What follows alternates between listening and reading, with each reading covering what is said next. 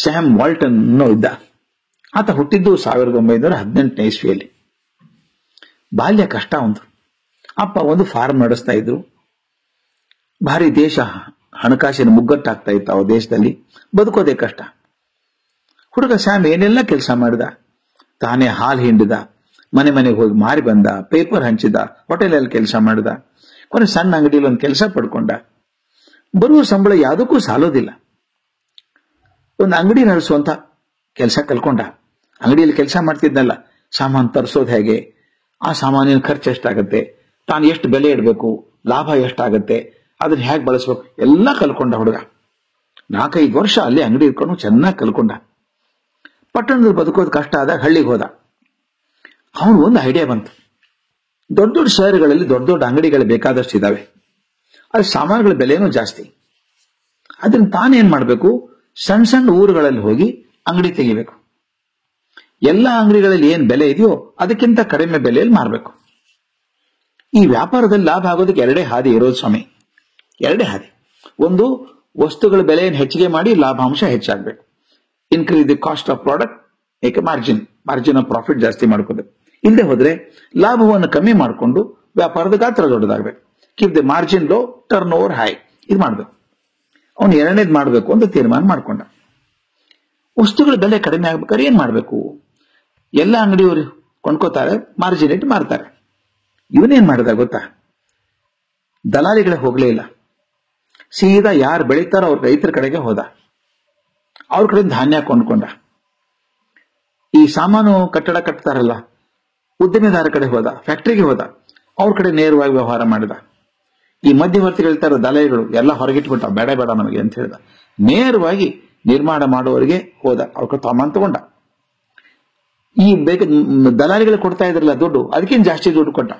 ಅವನದೇನು ಅಂದ್ರೆ ಬೆಳೆಯೋರ್ಗೆ ಲಾಭ ಆಗ್ಲಿ, ನಡಿನೋರ್ಗೆ ಲಾಭ ಆಗೋದು ಬೇಡ.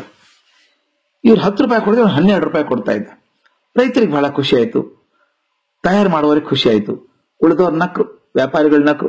ಮುಣಗೋಗ್ತಾನೆ ಇವನು, ನಮ್ಗಿಂತ ಜಾಸ್ತಿ ಬೆಲೆ ಕೊಡ್ತಾನೆ, ಹೆಂಗ್ ಮಾಡ್ತಾನೆ ಇವನು. ಅವನ ಅಂಗಡಿ ಪ್ರಾರಂಭ ಮಾಡಿದ.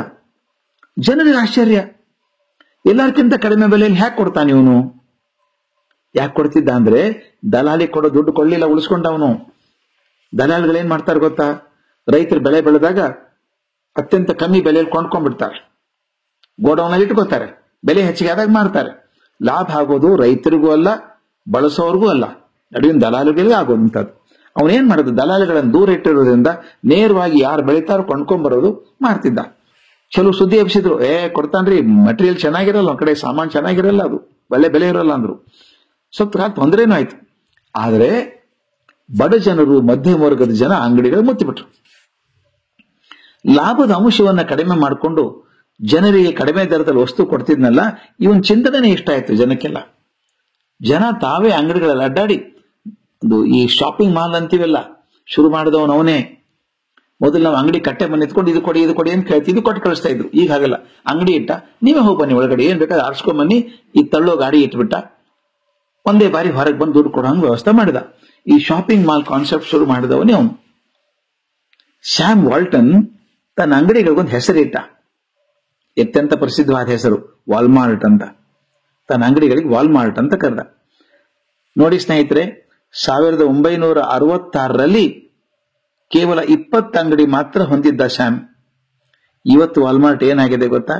15 ದೇಶಗಳಲ್ಲಿ 18 ದಶಲಕ್ಷ ಜನರನ್ನು ಒಳಗೊಂಡು 6500 ದೊಡ್ಡ ಅಂಗಡಿಗಳನ್ನು ಹೊಂದಿದೆ. ಅವರ ಖರೀದಿದಾರ ಸಂಖ್ಯೆ ಎಷ್ಟು ಗೊತ್ತಾ? 176 ದಶಲಕ್ಷ. ಯಾಕೆ ಹೇಳಿದೆ ಇದೆ ಕತೆ, ವಾಲ್ಮಾರ್ಟ್ ಕತೆ ಅಂದ್ರೆ? ಒಂದು ಹೊಸದಾದ ಚಿಂತನೆ, ವಿಶೇಷವಾದಂತ ಚಿಂತನೆ, ಮತ್ತೆ ಇನ್ನೊಂದು ತಾನು ಶ್ರೀಮಂತರಾಗೋದ್ರ ಜೊತೆಗೆ ಮತ್ತೊಬ್ಬರಿಗೆ ಅನುಕೂಲ ಮಾಡಿಕೊಡ್ಬೇಕು ಅನ್ನುವಂಥ ಚಿಂತನೆ. ದಲಾಲಿಗಳಿಗೆ ಕೊಡದೇನೆ ತಾನು ನೇರವಾಗಿ ಕೊಂಡ್ಕೊಂಡು ಮಾರುವಂತಹ ಚಿಂತನೆ. ಅದ್ರ ಜೊತೆಗೆ ನಂಬಿಕೆ ಇದೆಯಲ್ಲ ತಾ ಮಾಡೋ ಕೆಲಸದಲ್ಲಿ, ಮತ್ತೆ ಎಡೆಬಿಡದ ಪರಿಶ್ರಮ ಏನು ಸಾಧನೆ ಮಾಡ್ತದೆ ಅನ್ನೋದಕ್ಕೆ ಸ್ಯಾಮ್ ವಾಲ್ಟನ್ ವಾಲ್ಮಾರ್ಟ್ ಇದೆಯಲ್ಲ, ಒಂದು ದೊಡ್ಡ ಉದಾಹರಣೆ ಅದು. ಅದರಿಂದ ಸ್ನೇಹಿತರೆ, ನಾವು ಯಾವುದೋ ಹಳೆ ಚಿಂತನೆಗೆ ಮಾರು ಹೋಗಿ ನಮ್ಮ ಕಳ್ಕೊಳ್ಳೋದ್ ಬದಲು ಒಂದು ಹಂತಕ್ಕೆ ನಾವು ಹೊಸದಾಗಿ ವಿಚಾರ ಮಾಡಬೇಕು. ಹೊಸದಾಗಿ ವಿಚಾರ ಮಾಡಿದಾಗ ಅದಕ್ಕೆ ಯಾವಾಗಲೂ ಲಾಭ ಇದೆ. ಆ ಹೊಸ ಚಿಂತನೆಯ ಜೊತೆಗೆ ಚಿಂತನೆಯಲ್ಲಿ ನಂಬಿಕೆ ಇರಬೇಕು, ಅಷ್ಟೇ ಅಲ್ಲ ಪರಿಶ್ರಮ ಬೇಕಾಗುತ್ತೆ.